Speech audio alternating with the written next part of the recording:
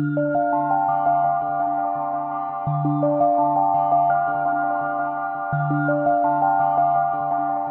morning, good afternoon, and good evening, and welcome to the Therapy Matters podcast, your one-stop resource for expert insights and advice on everything therapy and rehab. I'm your host, Scott Rongo, and today I am joined by Brian Beaulieu, Senior Vice President of Clinical Operations with Athletico. Hey, Brian, thanks for joining us today. Good morning, Scott. Thanks for having me. Absolutely. Hey, Brian, before we jump into the conversation, I think it's probably good to maybe give a little bit of your background to what you've done in the space and how long you've been around, and give a little context to why you might have a vested interest in this conversation. Sure. I've been in medical or the healthcare space for 34 years. Spent some time as a medical sales rep when I first got out of undergrad. Okay. And after about 7 years, realized I had made a vocational error and went back to PT school. Probably the best decision I ever made for myself. I have a true passion for what we do as clinicians and advocating, as we'll talk about. So, I've been in the outpatient space all of my career. Been in every seat you could occupy. I've been a staff therapist. I've been a clinical manager, regional director, vice president, all the way up to where I currently sit. So I've made all the stops along the way in outpatient PT. Well, it sounds like you certainly will have a unique perspective and view then of just of the space and the conversation we're going to have today. So, I know in conversations that you and I have had in the past at different events that we've both attended, you very much have been an advocate for being an advocate in the space and being involved and getting involved outside of perhaps just seeing your patients or running your business within your own facility. Just maybe give some color and context to one, why you're so passionate around that, and two, maybe what are some of the hot topics that are out there right now for people to be keeping their ear to the ground on? Sure. I think it starts for most of us in PT school, where many of us are given extra credit to join an organization, join the local APTA or APTQI. And it starts out that way, and then probably most people tend to drift away from it as they get busy with day-to-day life and work, not maintaining a membership in those organizations. But it really is that old saying of, think globally and act locally. I mean, that's really, there's plenty of organizations that impact your local regions. I maintain that interest, and I've always kind of operate on the premise of it. If you're not in the room to offer feedback, you're not part of the solution or part of the decisions that eventually get made. So I think for those listening and watching, it's a matter of, do you want your voice heard? Do you want to be part of making the decision, or do you want the decision to impact you without your input? So, Brian, if you look at it right now, what are some of the core issues that are being either proposed or considered that we need to make sure we're being mindful of? Yeah, Scott, the top priority right now is getting the TEAM Act introduced, which we hope will happen in Q2 of this year. The TEAM Act, I'd like everybody to just remember that. It's a bit of a mouthful. It's the Therapeutic Equity and Access to Medicare. And it surrounds the topic of general supervision versus direct supervision for PTAs in the outpatient space. That is something, general supervision exists in every other form, whether it be home therapy or the hospitals, but we are held to a different standard, which nobody can seem to explain in the outpatient world. So this bill, when introduced, if supported and passed, will allow us to continue general supervision, which has been granted us during the public health emergency. But it's set to expire in January 1, so action is required. Gotcha. Yeah, that clearly is going to be a critical milestone for the space, particularly when you start thinking about, rising costs, lower reimbursements, being able to have that general oversight and supervision is going to be, I think, critical to be continued. Any other topics that we want to make sure that our listeners are mindful of and being engaged in? Yeah, certainly. So while the Team Act impacts our profession directly, um, and Congressman Larry Bouchon out of Illinois also has a bill he's introduced, which is House Bill 2474, which essentially on a high level deals with reimbursement rates and attaching an inflationary component to that. So instead of continuous cuts, we are getting adjustments based on inflation, which we haven't seen to date. So that, again, another one to make sure we're supporting. Again, federal legislation that we need to be supporting as a profession. Hmm. So, you know, Brian, clearly you're very well engaged, right? And clearly well connected. How, for our listeners that might not really be in the know, how would you suggest that people can get in the know, right? How do people keep an ear to the ground on some of these hot topics? I think getting to the point of the tactics on what you can do, or excuse me, I think getting to the point of tactical moves that you can do to help is one thing, and I think we'll get to there in the conversation. But any suggestions on how listeners can, again, keep their ear to the ground and be in the know of some of these topics so that they can take action appropriately? Yeah, I would say number one, again, to our earlier conversation, you have to be involved. You have to be engaged with one of the organizations that represents our industry, whether that's APTA. There are um, uh, local chapters in every state that you can engage locally. Again, APTQI advocating for the profession, but it, they disseminate a tremendous amount of information regularly. There's podcasts the APTA has that you can engage with. So that's just a general, as you said, keep your ear to the ground and understand what's happening. Right. That's, to me, that's step one. Be informed. And I think traditionally our industry, we might have a challenge with that of our constituents um, in the profession knowing what's coming down the pike and being able to act on that.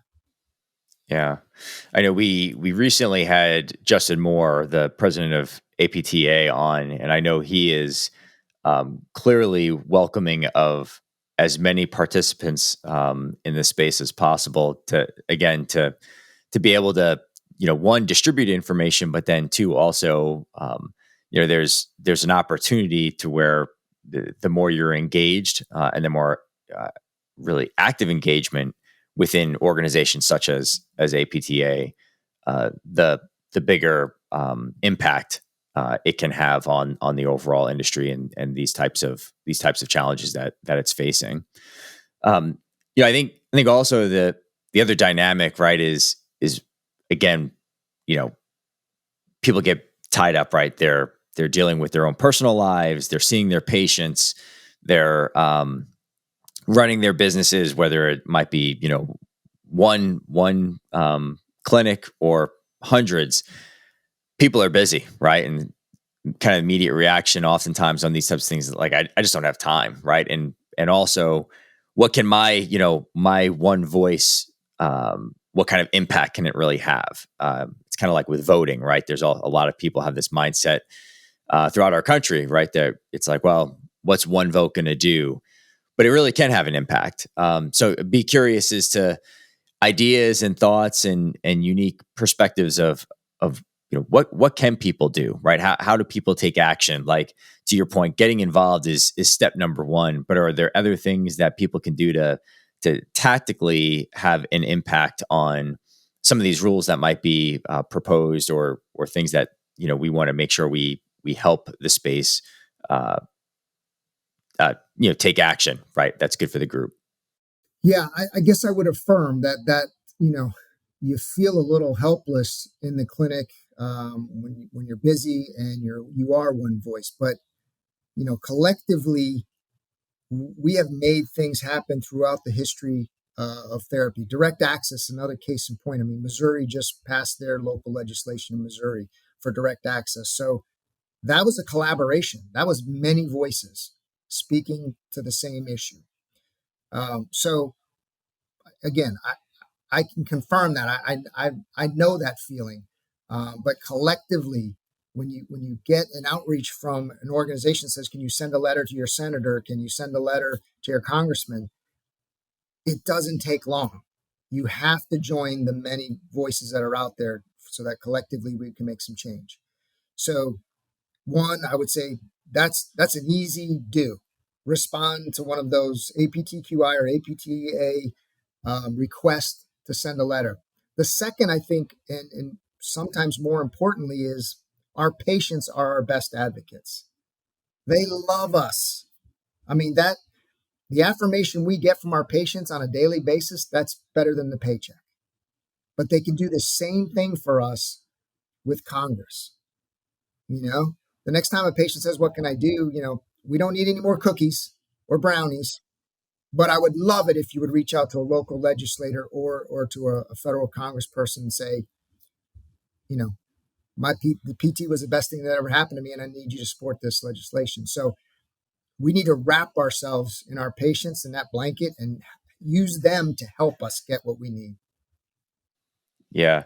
And maybe it's even a matter of helping spoon feed them, right? So to your point, your patient might not know how to take an action. So creating even just a simple one pager to give to your patients to give them guidance on what they can do to help certainly might go a long way. Because I think to your point, patients want to help, right? I can speak. I personally have spent time with a PT. I have children that both have spent time with a PT, and the work that you all do certainly is so impactful in our healthcare ecosystem. And so I think to your point, instead of the cookies or brownies, I think most patients would certainly be willing to help be advocates on your behalf. Yeah, and to that point, Scott, that reminds me, the other thing you can do is be aware of who your local legislative folks are and federal level.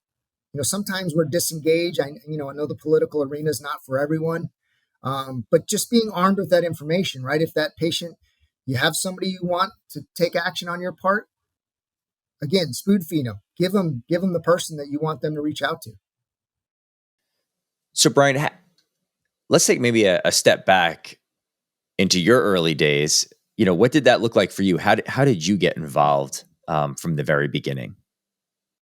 Yeah, it goes back to that premise of wanting to be part of the decision or have a voice or understand the issues. So Uh, I think most of us start out as APTA members in our programs because I was getting extra points on an exam for it and didn't really understand the impact of the association on our profession. And that led to local chapter meetings here in Virginia, the Tidewater chapter of the APTA. And again, that sense of wanting to be involved and being a secretary of the chapter and moving up in the ranks and going to local caucus meetings for students and educating them. And I think, again, you get insight and you start to understand the core issues and how you can have an impact. I mean, sometimes you feel frozen, like I don't know what I can do. And those forums are really helpful in saying, okay, this is what you need to do to target your activity. So started that way, has evolved every year to involve becoming, a member of a PAC or donating to a PAC, again, which the political action committees that you may or may not be aware of, they're out there, they're supporting us. They're important for getting in front of congressional leaders. So that was kind of another step of understanding what a political action committee does. And then to the point of now where at Athletico, I'm part of going out and advocating directly with federal legislators in DC on the Hill. So it's been an evolution. I think people need to look at it as an evolution. Like, you're not going to make the biggest impact right away, but you need to get it germinated and start moving in that direction. So, and then within my organization or historically throughout my career, I've always had a government affairs section to a meeting where I let folks that work for us know what's happening, keep them abreast. And that kind of thing gets shared organically in the profession. PT, it's a pretty small world. And you cross paths with a lot of people all the time where you can kind of share that information, or are you aware? So we're a large group, but there's a lot of grassroots activity going on. So that's kind of been my evolution.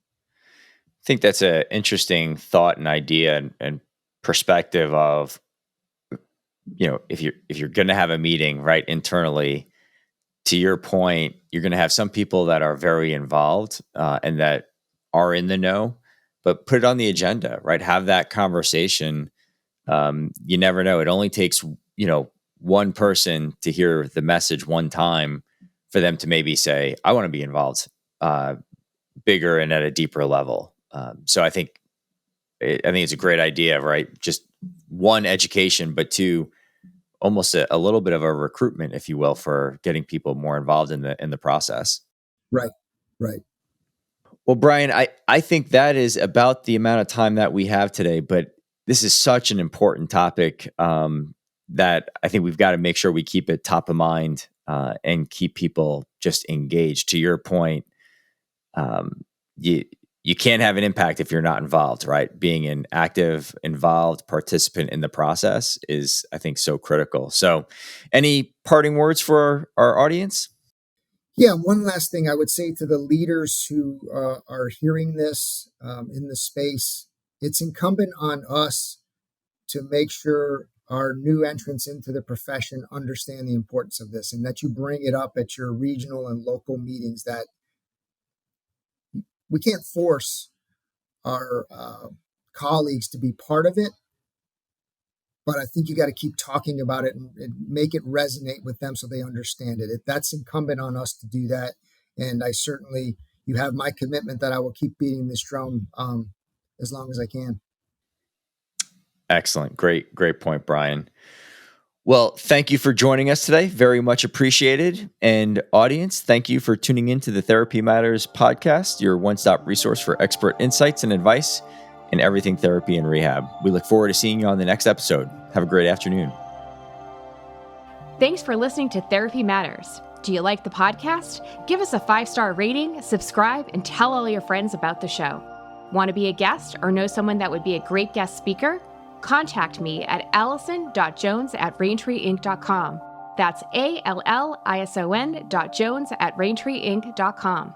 Therapy Matters is brought to you by Raintree, Therapy and Rehab's favorite EMR. Raintree is the only all-in-one therapy EMR delivering a complete and seamless end-to-end patient journey, from first contact to payment to patient retention.